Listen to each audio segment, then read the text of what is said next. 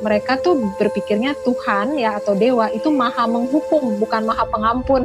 Makanya orang kota jadi suka berbuat dosa karena diampunin terus. Terus Tuhan maha penyayang. Enggak, kalau di rimba Tuhan tuh maha penghukum, Tuhan suka mengirim penyakit gitu. Menurut mereka Tuhan kita nggak keren, makanya akhirnya orang-orangnya juga jadi pada jahat-jahat.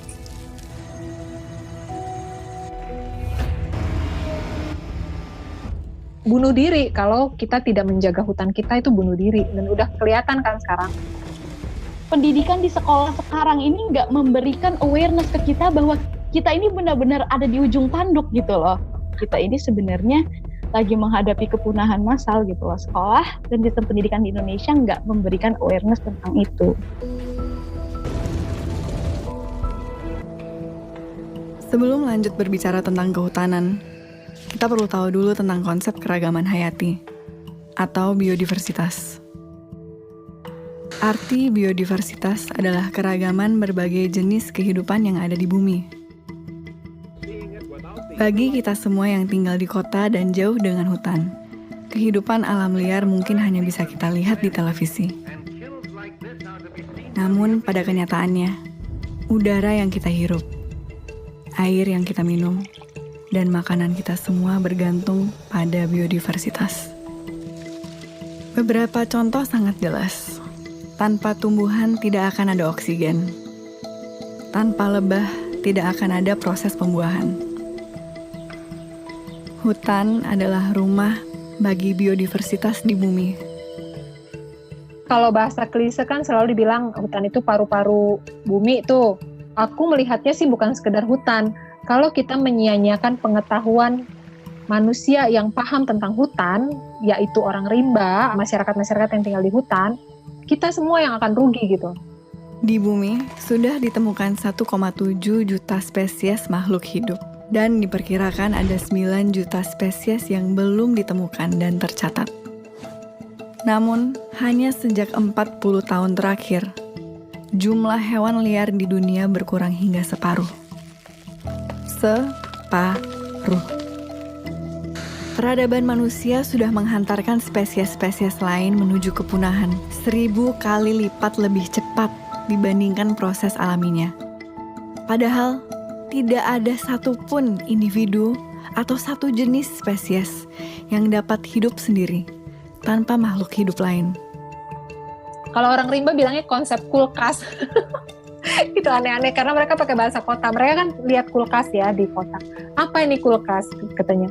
Aku bilang ini makanan. Kenapa ditaruh situ? Supaya awet. Supaya kalau orang mau perlu ambil sedikit aja. Begitu kenyang, ya udah nggak ngambil lagi, sisanya ditaruh di kulkas. Oh, kami juga punya kulkas di hutan. Sehutan-hutan tuh kulkas karena kami ngambil secukupnya. Besok mau ambil lagi gitu. Orang kota menganggap hutan itu bukan kulkas gitu. Mungkin kayak supermarket yang harus dijarah gitu. Kalau buat orang rimba enggak. Kenapa aku ngambil sedikit? Karena besok saya perlu lagi. Yang mereka lakukan itu investasi.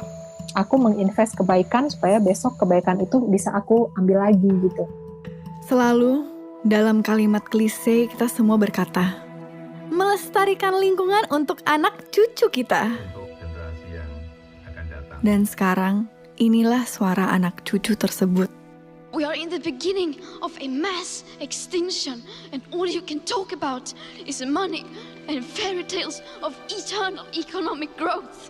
How dare you? Yang sebenarnya sudah sejak lama mengatakan hal yang sama. I'm here to speak for the countless animals dying across this planet because they have nowhere left to go. And now we hear of animals and plants going extinct. Every day, vanishing forever.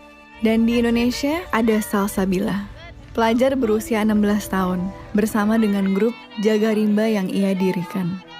Kalau kita lihat fenomena alam, bagaimana alam bekerja, ini kan nggak seharusnya seperti itu. Kita panik tapi kita nggak bisa ngapa-ngapain karena di sekolah kita nggak pernah diajarkan untuk peduli dengan sekitar kita. Sistem pendidikan di Indonesia itu kita selalu diajarkan untuk menghafal, tapi kritisnya itu nggak ada. Saat Salsabila masih bersekolah formal, ia menyerukan mogok sekolah untuk hutan. Rutin setiap Jumat, Salsa dan teman-temannya bolos sekolah dan berunjuk rasa. Hingga akhirnya ia memutuskan untuk keluar sekolah, homeschooling, dan menggunakan waktu yang ia punya untuk hutan dan lingkungan. Mogok sekolah untuk hutan pertama kali itu tanggal 13 Januari 2020. Waktu itu aku bolos sekolah, langsung ke KLHK pagi-pagi.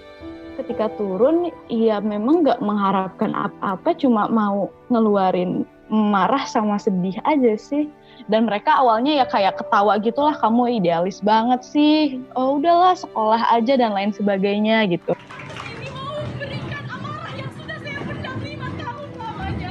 Sebetulnya kalau mau ke sekolah itu konsepnya Greta itu ya. Saking keselnya dia terhadap situasi yang ini kok hanya ngomong aja ini para pakar dan semua ini ya. Nah, tapi kalau di Indonesia itu tidak perlu dilakukan, justru minta waktu kepada sekolah untuk menyampaikan pesan-pesan mereka, tidak justru meninggalkan sekolah.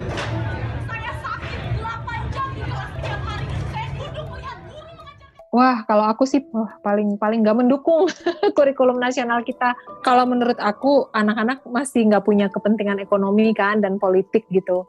Sebenarnya kan setiap anak lahir sebagai saintis tuh, punya keingintahuan yang besar, punya daya kritis yang tajam, budaya dan pendidikan yang menghancurkan mereka kan. Jangan aneh kalau ada sekolahan yang datang ke masyarakat pedalaman yang masih banyak kobra. Tapi begitu digigit kobra nggak tahu cara ngobatinnya. Seharusnya kalau di sekitarmu banyak kobra, ya kamu harus tahu. Kurikulummu harus tentang kobra dulu. Yang lain-lainnya ya ntar kalau ada sisa waktu gitu. Nah itu aku betul-betul menyalahkan kurikulum nasional yang sudah banyak menghilangkan semua pengetahuan hebat nenek moyang kita. Jadi yang rugi kita sendiri. Ini bukan soal respek atau soal hilang atau enggak ya. Kita rugi sendiri. Banyak orang yang mati karena gigitan kobra, padahal dulunya tinggal metik tuh daunnya.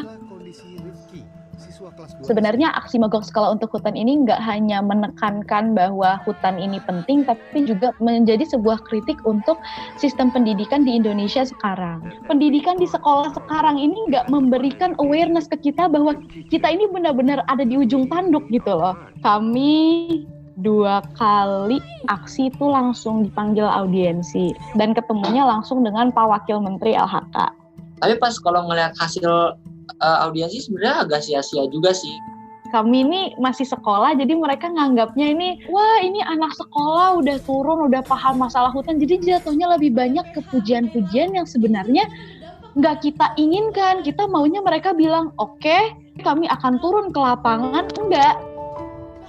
Aku nggak tahu 10 tahun lagi apakah mereka akan merasakan dampak dari kebijakan-kebijakan yang mereka buat. Tapi yang pasti yang akan terkena dampaknya itu anak cucu mereka. Dan anak cucu mereka, kita adalah salah satu bagian dari mereka.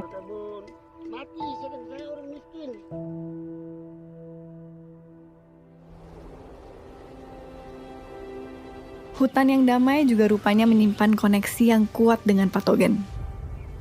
Kebanyakan patogen tidak berbahaya bagi penghuni hutan, karena mereka telah melalui proses evolusi bersama di hutan. Namun, kemudian menjadi sangat berbahaya saat bertemu dengan manusia kota.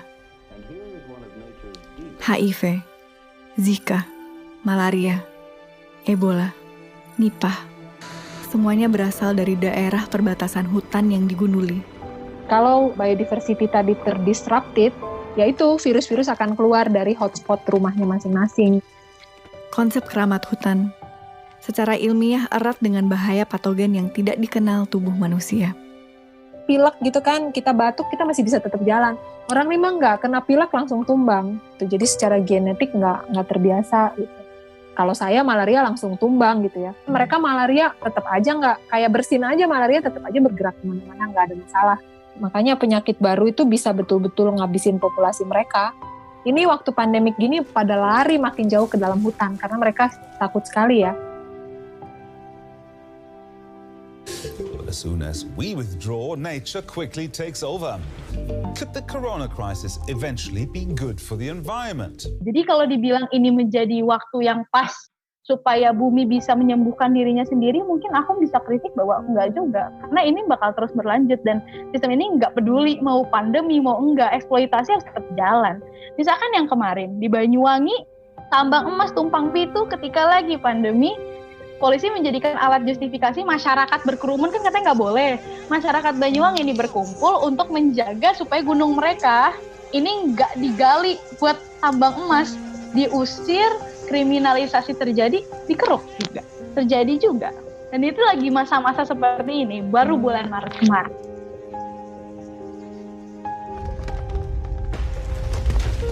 Rusaknya biodiversitas juga berpengaruh langsung pada perubahan iklim dan global warming. Dan permasalahan biodiversitas ini lebih gawat, karena saat suatu spesies punah, tidak ada jalan untuk mengembalikannya. Namun, kita semua bisa berperan langsung untuk mencegah hal itu. Pengundulan hutan selalu dilakukan dengan alasan agrikultur, membuka lahan peternakan, terutama sapi, minyak sawit, industri kayu, pertambangan, batu bara. Ini adalah produk-produk yang kita konsumsi setiap hari, non-stop. Minyak sawit ada di hampir semua makanan, mulai dari minyak goreng hingga coklat, bahkan dalam sampo dan sabun.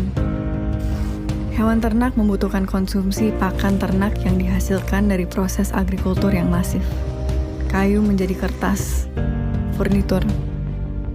Batu bara menjadi listrik yang setiap menit kita konsumsi dengan rakusnya. Dalam semua komponen smartphone dan benda elektronik yang kamu pakai untuk menonton film ini, ada jejak industri pertambangan di sana.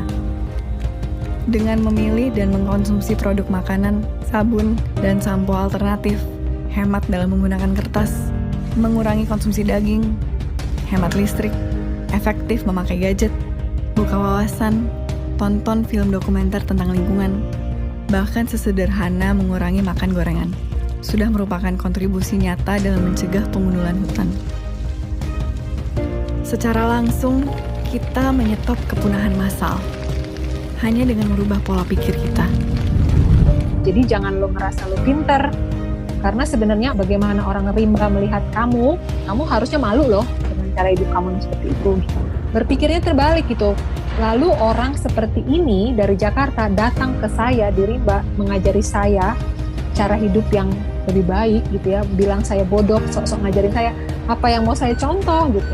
Di mananya saya bisa kagum sama kalian kalau kalian cara hidupnya begitu.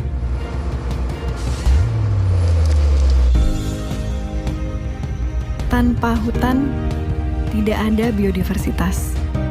Tidak ada lagi ekosistem. Tidak ada oksigen. Tidak ada lagi air. Tidak ada lagi kehidupan. Bumi ini bukan sekedar batu besar berpenghuni yang berputar mengelilingi matahari. Kehidupan bukan hanya berada di permukaan bumi. Bumi adalah kehidupan itu sendiri. Tanpa bumi, tidak ada kehidupan. Mana mungkin sebongkah batu yang mengelilingi matahari ini adalah makhluk yang hidup dan sadar, seperti kita.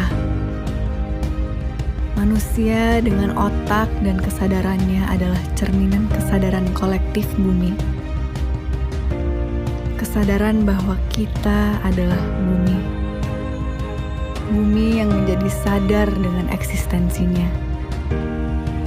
Kesadaran bahwa kita semua dalam kehidupan ini saling terkait. Tidak peduli apa spesiesmu, negaramu, sukumu, apalagi agamamu atau Tuhanmu.